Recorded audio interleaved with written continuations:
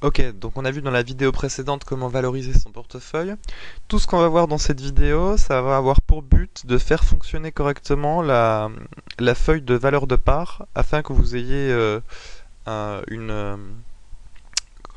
une performance, un calcul de performance qui soit aussi fiable que possible. Donc le premier cas, ça va être vous touchez un dividende.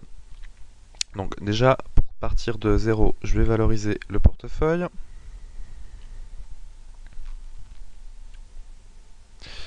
Hop, et voilà, et donc là j'initie la première ligne de la valeur de part, et là je vais mettre une date, on va tricher, on va mettre que on est au début du mois de mai.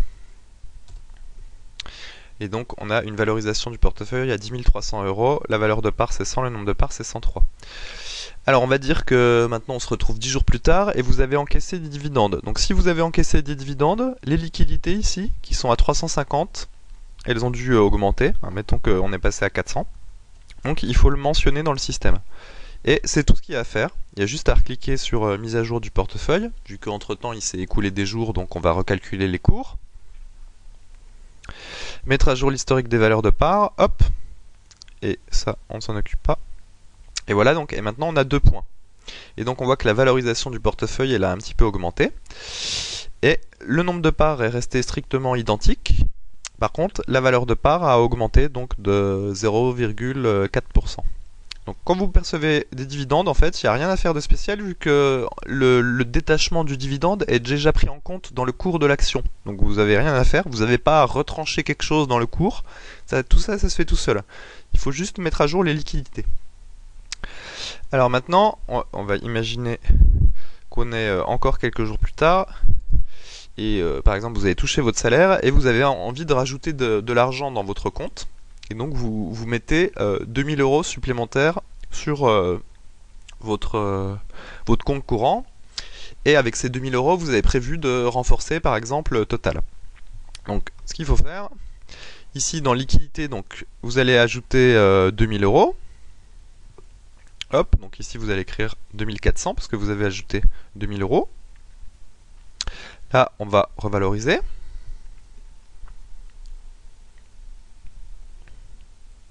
Mettre à jour l'historique, donc là je fais oui.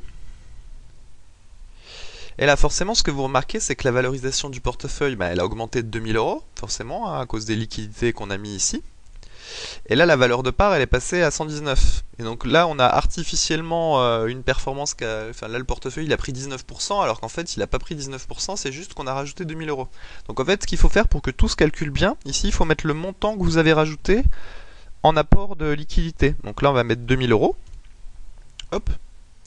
Et là du coup la valeur de part elle est bien identique à ce qu'elle était auparavant, et cette fois-ci c'est le nombre de parts qui a augmenté.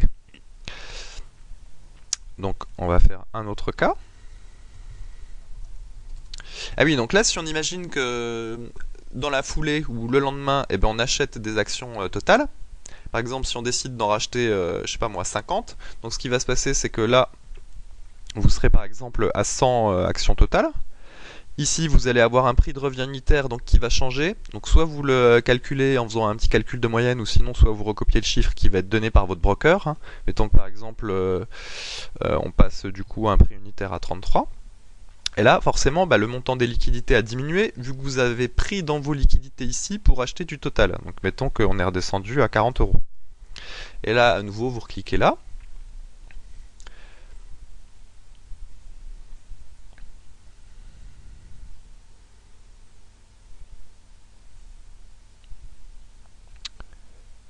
Hop. Et là, vous avez donc le calcul de part qui a continué à se faire.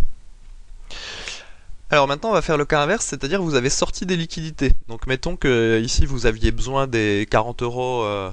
Voilà, c'est un mauvais exemple, mais mettons que vous avez pris les 40 € pour les mettre ailleurs, sur votre compte courant. Et donc vous avez sorti les 40 €. Donc là, ce qui va se passer, donc par exemple, vous avez sorti 40 et il reste 0. Donc là, vous allez mettre 0. Ici, donc là je vais juste changer la date pour qu'on n'ait pas l'impression que ce soit la même. Ici vous allez recliquer là, sur mise à jour. Hop, mettre à jour l'historique des valeurs de part, donc là il faut mettre oui. Et donc bah là en fait il faut indiquer que vous avez sorti 40 euros parce que sinon là la performance de votre portefeuille elle va être artificiellement basse vu qu'il va là le système est perdu. Donc là ici on va mettre moins 40 euros. Hop, et là donc mécaniquement le nombre de parts va augmenter. Et donc c'est ce système de nombre de parts, valeur de parts, qui fait qu'on peut faire un vrai calcul de performance qui n'est pas faussé par vos entrées et vos sorties de liquidité. Et donc du coup vous allez pouvoir vraiment vous comparer avec un indice ou un OPCVM, donc comme je fais là en comparant avec Carmignac Investissement. Vu que lui aussi il a une valeur de part qui démarre à 100, et donc vous allez pouvoir vraiment vous comparer, et là sur le graphique avoir les différences de performance avec des courbes.